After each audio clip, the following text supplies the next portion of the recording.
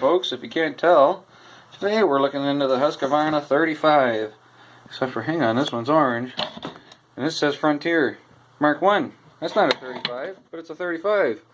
Well, I mean, that's kind of where I was at when I first seen this saw. I've never ever seen one of these. I've never even heard of a Frounteir Mark 1, but apparently they're a thing, and I mean, a lot of people have used these things, and it is basically a Husqvarna 35, and from what I gathered online, people use these things for parts for these guys. But when I've seen on the other side here, I got right interested in it. A little focus. Made in Canada. It's actually made in British Columbia, Canada, and it's oh, I can't remember the exact company that makes it now. Oh boy. But anyways, like, this is a new saw to me for the most part, but it doesn't look too bad, and I wonder if it'll fire up for us without too much fuss. But we'll also look into this thing a little quickly here, because we got Rick at Ontario Vintage Tractors going to take one of these, and I think he wants this one. Because this one's almost apart, and I don't know what's wrong with either of them, but this one's just, looks like the kill switch is off of it. It's not a big deal. I've got a spare one in here we can have, or we can figure that out with taking one off of this one if this one's junk. And the oiler looks to be stuck on this sucker too, because that's where your oil pump is there. I mean, well, yeah, well, we'll take a look at it. I wonder if that's just the problem with this one, is just the oiler stuck. Which in that case, if that's really stuck, then we can just dissect this one. Maybe he'll want both of them and save me the trouble of messing with them. Looks like this one's got like a custom extra bar on it or something like that. Let me know in the comments if you guys know it. Or is that's a chain brake and someone just put a... Okay, so this one's a later model with a chain brake, so he might want both of these to upgrade. But anyways, let's dive into this Frounteir. Alrighty, folks. Well, Rick, and especially, just because I like you, I'm looking a little further into this feller for you, so let's get this one out of the road. Same with this wee little guy. Come on now. Now, yeah, I already had a look in here. There's bar oil left in there, but like I've told everybody before, that is not a big deal. You can leave bar oil on there. I mean, it might go stale, but it's not really going to be an issue. Especially with this one, because the oiler is broken anyway. So that's one issue we know we have to potentially look into. But he asked actually to have a little bit of a project with it, so maybe I'll just send him with a new handle or that part saw, and he can look into that. But we're gonna put some petroleum in this. Maybe we'll shoot some down the carb too, just to see if it'll cough for him. And yeah, why not? Because I mean, that's what we do here. And he's a friend, so I don't mind putting in a little extra time in it, even though he asked for it as is. I'll do the cap for this bigger. Lost my gas cap. Jesus, how many of us can say that all the time? There it is. Wonder if you guys were looking at it the whole time. But anyways. Oh, did I put any down the... Oh, maybe I didn't get any down the car, but we'll check it anyways. Why not? See if she'll poop. But yeah, anyways, I don't know if I explained in the last part there about the kill switch not being a big issue. What it does is ground out the coil there, you know, so you can just kind of stick her on any piece of metal and it should shut her down. The theory's correct, but who knows if it'll happen in practice. So we don't have a trigger lock on this guy. Just close the choke and let's see if it'll go for him. Oh, it farted. Let's open up the choke and just see if, because I can't remember if I put any on there. Okay, let's close the choke again.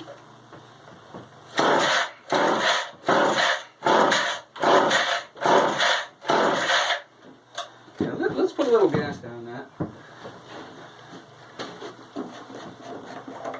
don't know if I did put any down or not.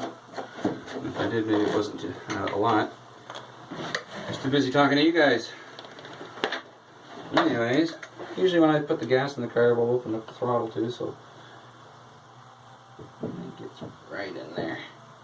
Yeah, I don't think I did the last go. It's a little much.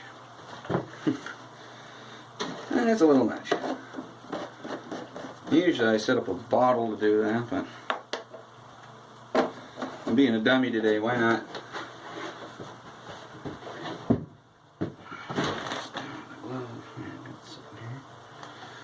Anyways, see if this goes for you, Rick.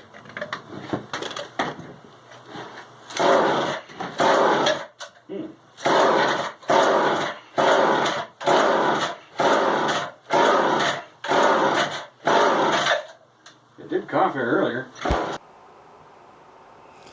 How's it going, guys? Unfortunately, the sound cut out here. I don't know what's going on with my phone, but I think I'm gonna have to get a new camera. But you can see that thing bumping around there on the bench. It did start running.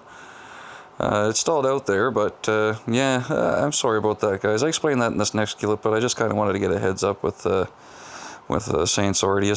And like, guys, I don't know what happened there, but the sound cut out. But I just want to show that this thing did friggin' fire over, so it should go. I mean, there's potential for this saw. I mean, I'm not going to do too much because, like I said, he wanted a project.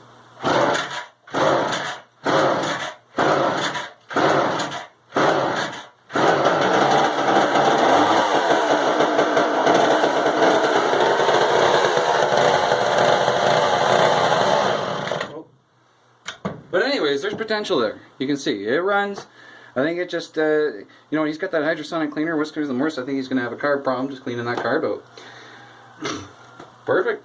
So anyways, it does run. I just wanted to show. So I know that sound cut out. It's a darn phone I use here. I think it's time to get a camera one of these days. But, yeah, one of these times I'll show you the little bit of a joke setup I got going on here. But, anyways, there you go. Husqvarna. It farts, it coughs, it sputters, it spits. There's hope. Just might need an oil. Well, probably will need a new oiler. I mean, that might be salvageable. Who knows what it's like.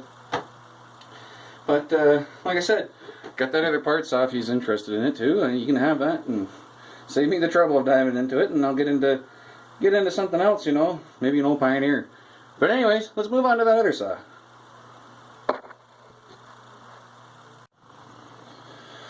Okay, before I let this saw go, folks, I just wanted to show you something, that this is about as far as you can grind your chain down. I mean, this is a nice little roller nose bar, eh?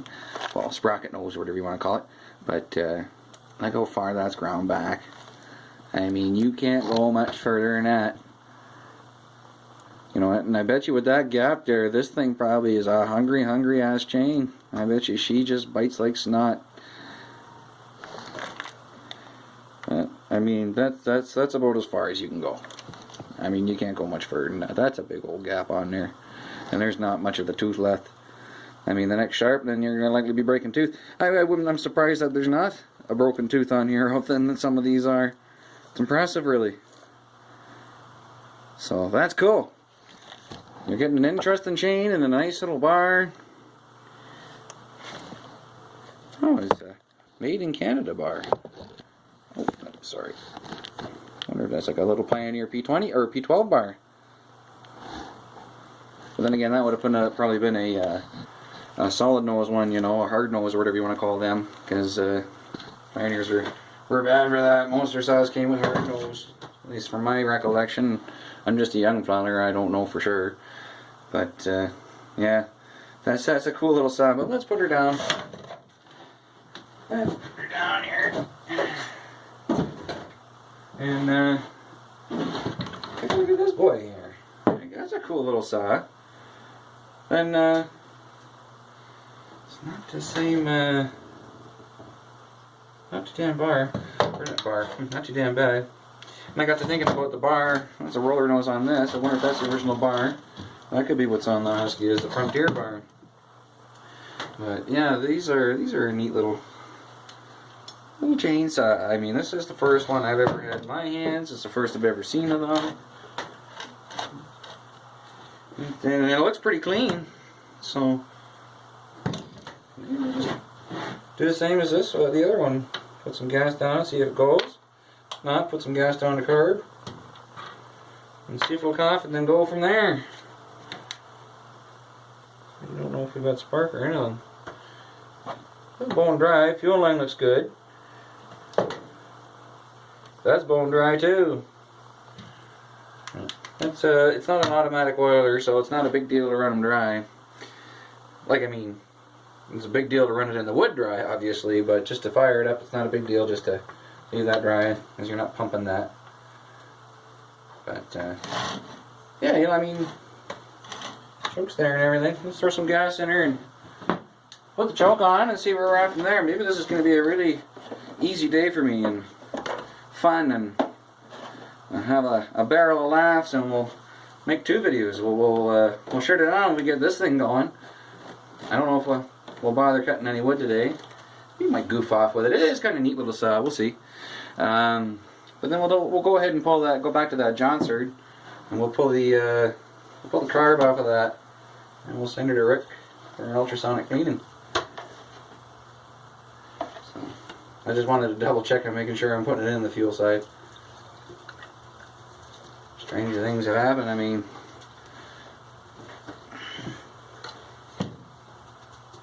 oh, for a second I thought that all leaked out. You're like, uh-oh. No, I'm just a messy pig apparently. Ah! Alright. Yeah, she's not leaking out of there. Sounds like one of the logs really caught in there. Got a bit of cedar in there today. She's crickly and crackly. Some of that cedar I cut in the other video, that frozen stuff, I brought her in here, I unthawed it. Now we're burning it, keeping ourselves warm. Chain's really tight. I mean, you could run it like that, but I don't know if I've mentioned to you guys. It's all preference on that. Whoever sharpened this, I don't think it's ever been sharpened actually. As I say, they didn't use a raker gauge. Those rakers have not been touched. But anyways, as we were, switch off, choke on. I'm gonna hold the throttle while I pull it over just to see if we can get it to go. I don't even know if this recoil works. Well, it feels like there's compression there too, guys. And we might have another winner if there's spark and there's a half decent carb on it. Oh, short pull cord.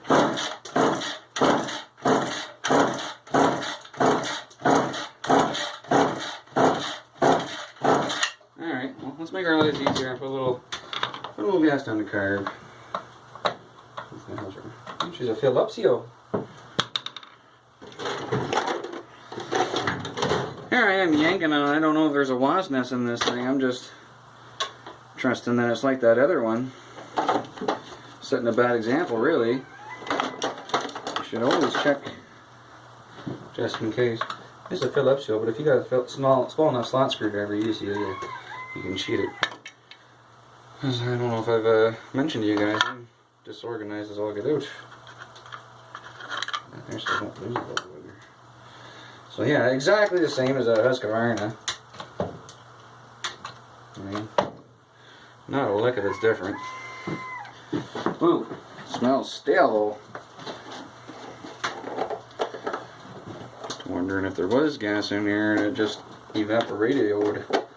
So this one might be in for a card cleanio.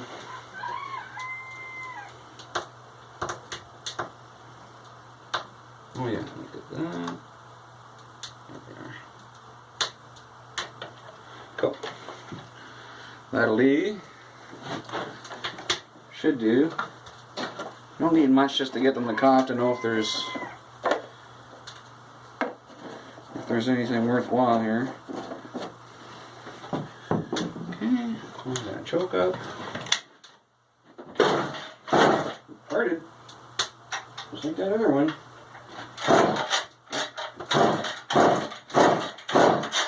Come on, you.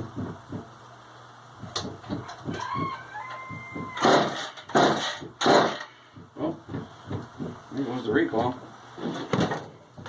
So when that happens and you're just trying to clear with the thing, sometimes if you tap on it, she'll go back. Sometimes not.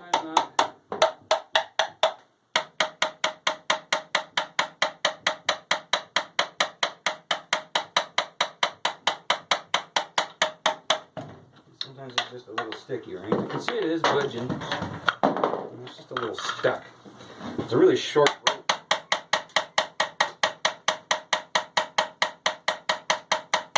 The other thing you can do is you can stick your slot screwdriver and turn the flywheel, and that'll bring her back too. There she goes. I just wanted to be all impressive and tap it out. So, just trying to get this booger going, man. Whoa, there's another fart. Another fart.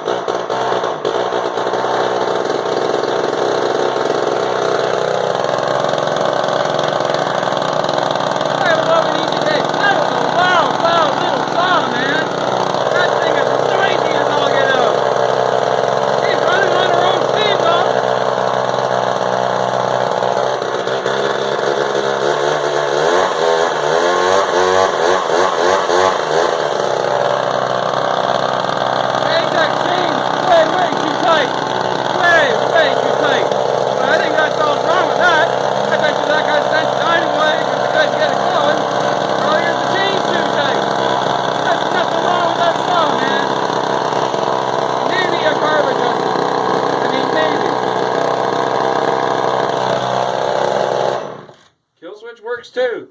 Nothing wrong with that, so that's awesome. That's a loud little saw. That is a loud little booger.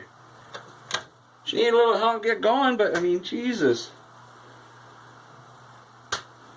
Nothing wrong with that little guy.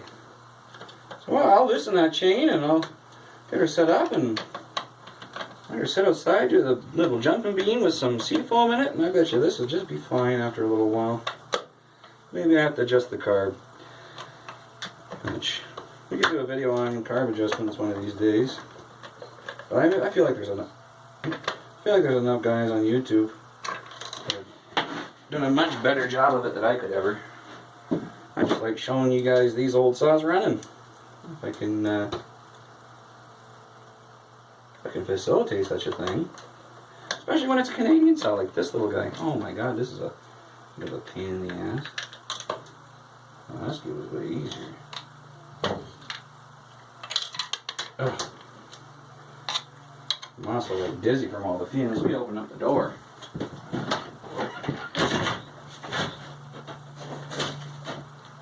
Whew.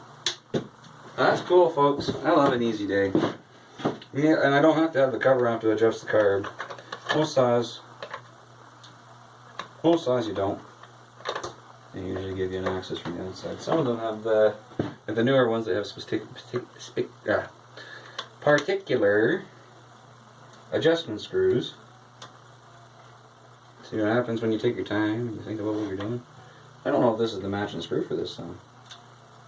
Maybe I'm just trying to send the worm down the wrong pipe.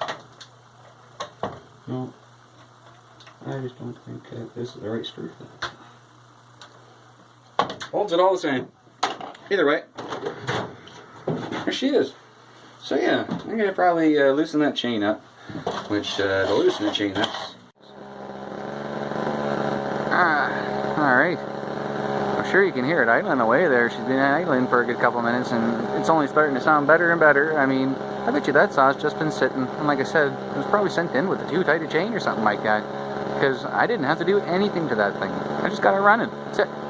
So, I mean, I'm going to stick it in this log here, let you guys listen to this beauty idle for a sec.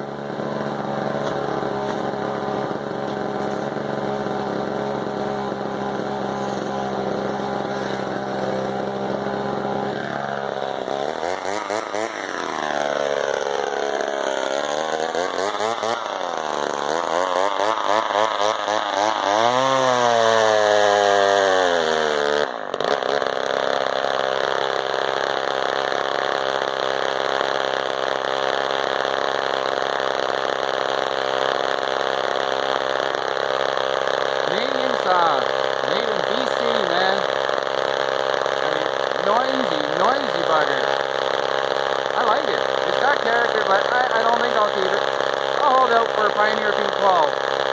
But that one's for sale. And I'll probably clean up that recall. I might put a new rope on it. It's got a pretty short little rope on there. But I don't know, Harvest might like that. But then again, it's nice to have the extra rope. So anyways, until next time, we might get to the concert later today. I'm not sure. Check out some of my other chores and I know I Sorry again, folks. The sound cut out once again. I gotta have to look into that. But till next time, take her easy.